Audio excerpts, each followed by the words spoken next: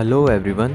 In the past few months, we have heard so many times that RBI has increased repo rate second time, third time, and so on.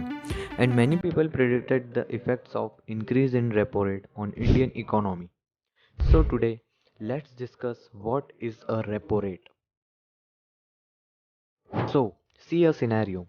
You went to a bank for a loan and bank provide you a loan at an interest of 10% per annum. This 10% is the interest rate that the bank will charge from you. So, as a consumer, you went to a bank or a consumer bank to borrow money because you need it. In the same manner, banks also need money to operate or giving loans to the consumers when there is a shortage of cash. And the central bank provide cash to these consumer banks. In the case of India, that is RBI at a certain interest rate.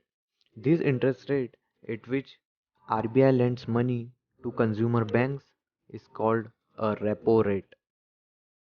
जैसे हमें home loan या business loan लेने के लिए interest पे करना पड़ता है, वैसे ही बैंक्स को भी आरबीआई से लोन लेने के लिए कुछ इंटरेस्ट पे करना पड़ता है और इसी को हम रेपो रेट बोलते हैं।